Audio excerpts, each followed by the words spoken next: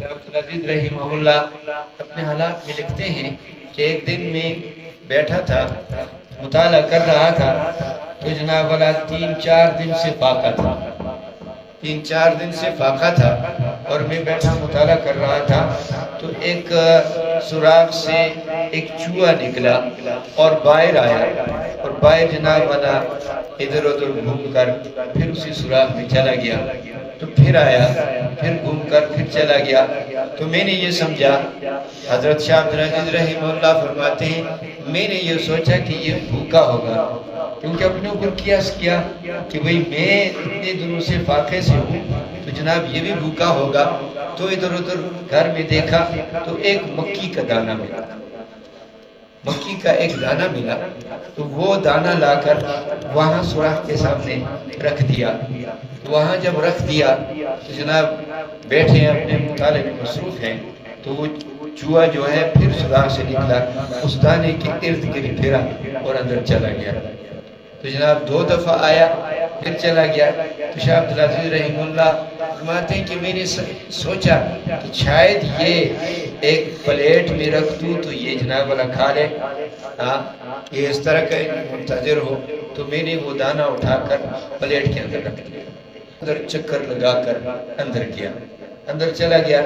اندر سے میں دیکھتا ہوں کہ اشرفی اپنے منہ میں پکڑی ہوئی ہے، کھینچتے ہوئے لا رہا اور لا کر پلیٹ کے اندر رکھتے، پلیٹ کے اندر وہ اشرفی رکھتی اور پھر جناب والا چلا گیا اندر، پھر آیا تو پھر اس میں گھوما تو جناب والا اندر گیا، پھر دوسری لائی، اسی طرح ہوتے ہوتے پوری تھیلی اندر سے پکڑی ہوئی ہے، لا کر جناب والا پلیٹ میں رکھ دی اور پھر چلا گیا، پھر واپس نہیں آیا۔ تو میں سمجھا کہ یہ اللہ کی طرف سے روزی آ رہی۔ اللہ کیسے کھلاتا ہے، کیسے جناب بندوبست کرتا ہے، اللہ تبارک و تعالی بھوک سے نہیں مریں گے، لیکن اب یہ کلام مجید، یہ اللہ کا کلام ہمیں کھلا رہا ہے۔ اللہ کے کلام کا داعی ہوگا، اللہ کا کلام جناب پڑھے گا، اللہ کے کلام پر عمل کرے گا، اللہ کے کلام کے مطابق زندگی گزارے گا، اللہ تبارک و تعالیٰ اپنے کلام والے آدمی کو کبھی محروم نہیں کرتا۔ اللہ تبارک و تعالیٰ اسے کھلاتا بھی ہے، اسے پلاتا بھی ہے، اسے عزت بھی دیتا ہے، اسے رفعتیں بھی دیتا ہے، یہ اس کی یعنی اللہ تبارک و تعالیٰ کے کلام کی برکات کا۔ بہرحال یہ ہے کہ بھئی اللہ تبارک و تعالیٰ نے اسی لیے کہ بھئی ہم قرآن سے آج کل دور ہیں، قرآن سے آج کل دور ہیں۔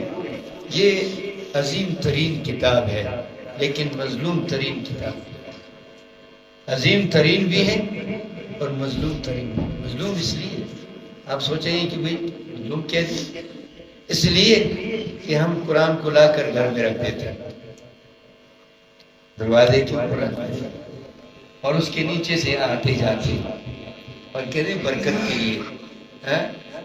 تو کل قیامت کے دن یہ قرآن اللہ کے دربار میں مقدمہ دائر کرے گا، اللہ کے دربار میں مقدمہ دائر کرے گا، یا اللہ اس نے مجھے خرید کر لایا اور اپنے گھر میں رکھا، میرا حق نہیں ادا کیا، مجھے میرا حق دیا جائے۔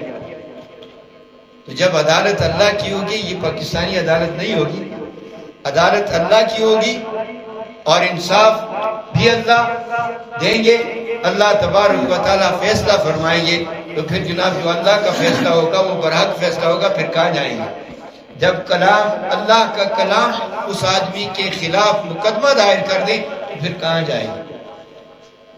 اور پھر آپ صلی اللہ علیہ وسلم یہ بھی فرمایا، قال الرسول یا رب ان قوم اتخذوا هذا القرآن مہجورا، رسول کہے گا کہ میرا رب، اے میرے پروردگار، ان لوگوں نے اس قرآن کو ایک بیکار کتاب سمجھ رکھا تھا اور ایک بیکار کتاب سمجھا ہوا تھا، آج ان کو ذلیل اور خوار کر۔ تو پھر وہاں کیا کریں گے جب رسول کی زبانی ہوگا کہ یہ مجھے یعنی کلام اللہ کے کلام کو ایک مہجور اور بیکار کتاب سمجھ کر رکھ دیا گیا تھا۔ بہرحال اللہ کا کلام ہے، یہ کلام ہمارے ساتھ ہوگا۔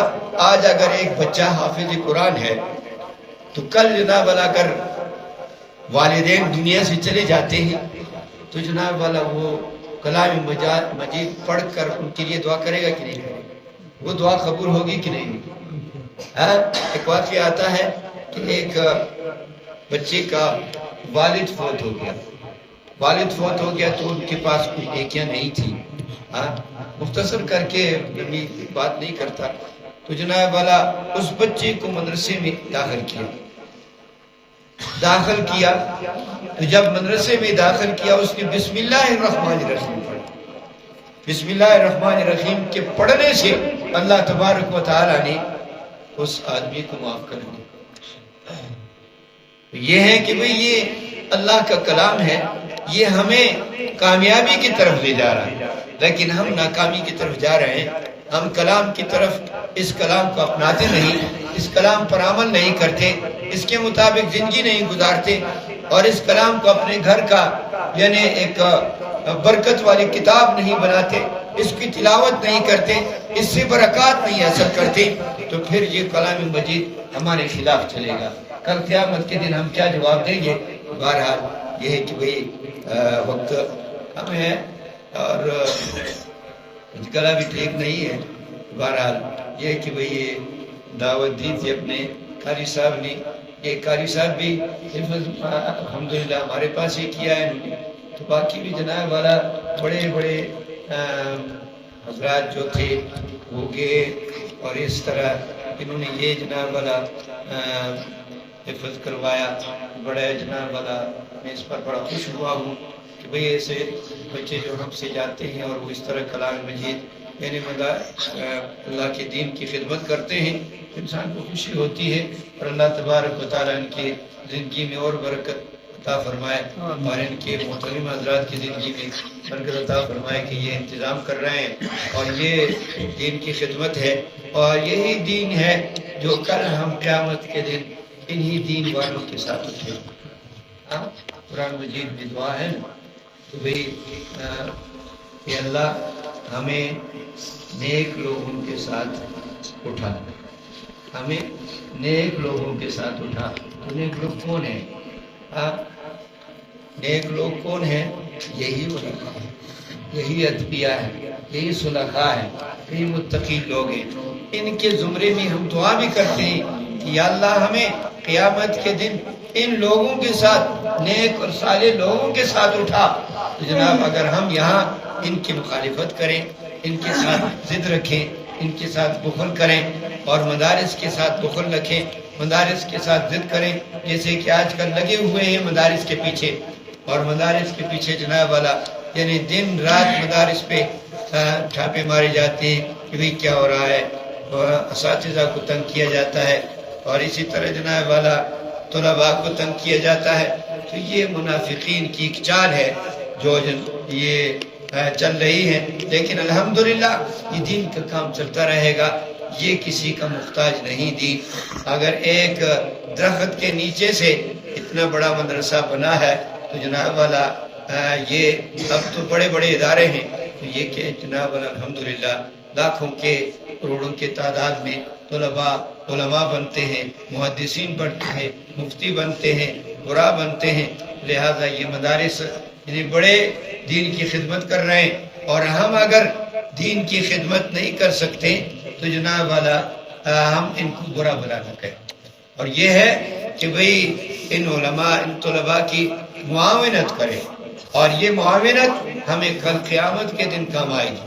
اگر ہم یہاں معاونت کرتے ہیں، یہاں ہم ان کے ساتھ تعلق رکھتے ہیں، مدرسے کے ساتھ تعاون کرتے ہیں، متمم کے ساتھ تعاون کرتے ہیں، اور جناب امام خطیب کے ساتھ تعاون کرتے ہیں، تو یہ اللہ کے ساتھ تعاون ہے، کیونکہ اللہ کے دین کے ساتھ تعاون ہے، کیونکہ یہ دین کا کام کر رہے ہیں. ہم اس دین کی وجہ سے ان کے ساتھ تعاون کرتے ہیں، تو یہ اللہ کے سے یعنی اللہ کے ہاں یعنی اس کے لیے بڑا درجہ ہوگا، ثواب اور اجر ملے گا. تو یہ اللہ کے دین کی معاونین اللہ تبارک و تعالیٰ نے کبھی بھی یعنی ذلیل الخوار نہیں کرتے. بہرحال میں اسی پر اتفاق کرتا ہوں. دعا کریں اللہ تبارک و تعالیٰ اس مدرسے کو کامیابیاں عطا فرمائے، آگے بڑھائے، اور اللہ تبارک و تعالیٰ اس محلے والوں پر اللہ کی رحمت نازل فرمائے. ان گھروں پہ اللہ تعالیٰ رحمت نازل فرمائے. دعا فرمائے. اللهم صل على محمد وعلى ال محمد كما صليت على ابراهيم وعلى ال ابراهيم انك حميد مجيد. اللهم بارك على محمد وعلى ال محمد كما باركت على ابراهيم وعلى ال ابراهيم انك حميد مجيد. الہ العالمین جو بچوں نے قرآن مجید الہ العالمین اس بار اپنے سینے میں محفوظ فرمائے. الہ العالمین اس کو اپنے دربار میں قبول و منظور فرما. الہ العالمین ان کو اپنے والدین کے لیے ذخیرہ بنا آخرت کا. الہ العالمین علماء جو کوشش کر رہے مدارس چلانے میں، متممین حضرات، ناظمین حضرات، دیگر علماء خطبہ، الہ العالمین ان کی زندگیوں میں برکت عطا فرما. اللہ تبارک و تعالی علماء کی حفاظت فرما. الہ العالمین ہر شر سے، ہر فتنے سے ربی کریم ہمارے علماء کو، ہمارے دینی مراکز کو، ہمارے روحانی مراکز کو الہ العالمین تو محفوظ فرما. الہ العالمین ہمارے ملک کو محفوظ فرما. الہ العالمین ہمارے ملک کی حفاظت فرما. الہ العالمین ہمارے ملک کی ہر شر سے محفوظ فرما، ہر فتنے سے حفاظت فرما. الہ العالمین بڑی قربانیوں سے یہ ملک حاصل کیا گیا. الہ العالمین ہمارے اکابر نے بڑی قربانیاں دی. الہ العالمین ہمارے ماں و بہنوں نے بڑی قربانیاں دی. الہ العالمین بڑی قربانیوں سے حاصل کیا ہے. الہ العالمین تو ان کی حفاظت فرما. الہ العالمین اس ملک کی حفاظت فرما. الہ العالمین یہ ملک آزاد ہے تو ہم آزادی کے ساتھ سانس لے رہے ہیں. الہ العالمین کسی کی غلامی بھی نہیں ہے. الہ العالمین آزادی بڑی نعمت ہے. الہ العالمین آزادی بڑی نعمت ہے. الہ العالمین اس ملک کی حفاظت فرما. الہ العالمین اس کی معیشت کو مستحکم فرما. الہ العالمین اس معیشت کو، الہ العالمین ہمارے ملک کی معیشت کو مستحکم فرما. الہ العالمین استحکام نصیب فرما. الہ العالمین استحکام نصیب فرما. الہ العالمین جو اس ملک کے دشمن ہے، الہ العالمین انہیں ہدایت نصیب فرما. اگر ہدایت نہیں ہے ربی کریم تو انہی کی شرارت میں، انہی کے فتنوں میں ربی کریم الہ العالمین ہم کمزور ہیں، ہم گناہگار ہیں، ہم سیاکار ہیں، بدکار ہیں. الہ العالمین تیرے گھر میں بیٹھے ہیں، تیرے کلام مجید کی خاطر یہاں بیٹھے ہوئے. الہ العالمین تو ہماری دعاؤں کو قبول فرما. الہ العالمین ہمارے التجاؤں کو قبول فرما. الہ العالمین تو ہی قبول کرتا ہے. الہ العالمین تیرے سوا کوئی بھی قبول نہیں کر سکتا، کوئی بھی نہیں سننے والا ما سوا تیرے. الہ العالمین تو ہمارا الہ ہے، تو ہمارا رب ہے، تو ہمارا پیدا کرنے والا ہے، تو ہمارا رازق ہے. الہ العالمین تو ہمارے زندگی اور موت کا مالک ہے. ربی کریم تو ہماری مغفرت فرما. الہ العالمین ہماری مغفرت فرما. الہ العالمین اس محلے کے اندر جتنے بھی بیمار ہیں ربی کریم الہ العالمین نے شفا کلی نصیب فرما. جہاں کہیں بھی بیمار ہے، اسپتالوں میں ہے، گھروں میں ہے، ربی کریم نے شفا کلی نصیب فرما. الہ العالمین جو اس دنیا سے جا چکے ہیں الہ العالمین سب کی مغفرت فرما. الہ العالمین اس محلے کے اندر جتنے دنیا سے جا چکے ہیں ربی کریم ان کی مغفرت فرما. الہ العالمین مغفرت فرما. الہ العالمین اس مدرسے کے ساتھ جو معاونین ہے ربی کریم ان کی زندگیوں میں برکت عطا فرما. الہ العالمین ہر شر سے محفوظ فرما. الہ العالمین ہر فتنے سے محفوظ فرما، ہر قسم کی وبائی بیماریوں سے محفوظ فرما. سبحان ربک رب العزت عما یصفون وسلام علی المرسلین والحمد للہ رب العالمین. آمین یا رب العالمین.